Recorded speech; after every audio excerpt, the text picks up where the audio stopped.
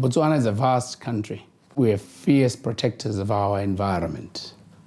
And the traditions of protecting our environment and ecosystems goes back many generations. It's actually been woven into our cultural fabric. It has resulted in close to 40% of the land mass of this country being set aside by law for the protection of our flora and fauna. An incredible amount of land. And we need to look at the opportunity cost of that.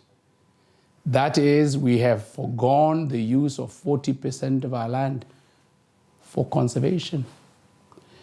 And the communities that live side by side, they are the first in the line of fire of human-wildlife conflict. And so the balance is delicate. And the trials and tribulations, the challenges, the anxieties that communities face need to be understood for their intricacies. And let's face it, these are human beings we're talking about. They are citizens of my country, possessing equal human rights with everybody else. Not second to any. They are human beings.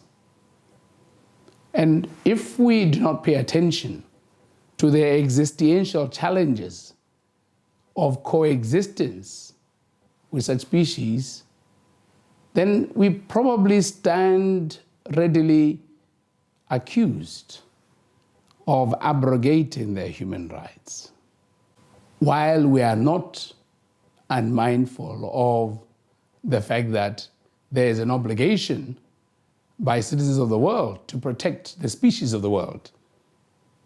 We point ourselves out as having contributed more than our fair share. You must judge us and you must judge the communities in Botswana by the rate of success of conservation of the species. And on that score, we beat even our most fierce critics. They are armchair critics from afar, and they use ransom and threat.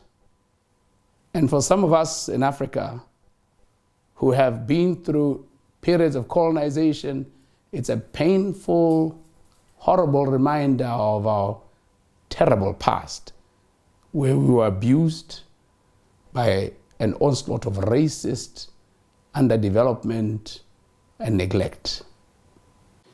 In the Gaza region, which is an area that forms a wonderful ecosystem, in which in excess of 250,000 elephants roam free, that is our definitive statement and assertment of our values. It is sustainable utilization of natural resources that we are after. And part of the recipe of ensuring sustainability is very entrenched community involvement. There is no sustainable tourism. There is no sustainable utilization of our wildlife species without people being at the center of it. So our people in Gaza are the first citizens and the ones who would benefit the most from this. So in all our policy frameworks and in all our laws, in all our economic empowerment programs, our people come first. And so we ask the world, and particularly the critics of what we're doing, to come visit us and realize that we are a people who think and feel, who want the best for our people. There are people who have hearts, veins that run through their bodies. They pray, they are God-fearing, they are religious, and they have challenges. But they have a right to development. And we have a right to determine that path of development. So we're going to do it.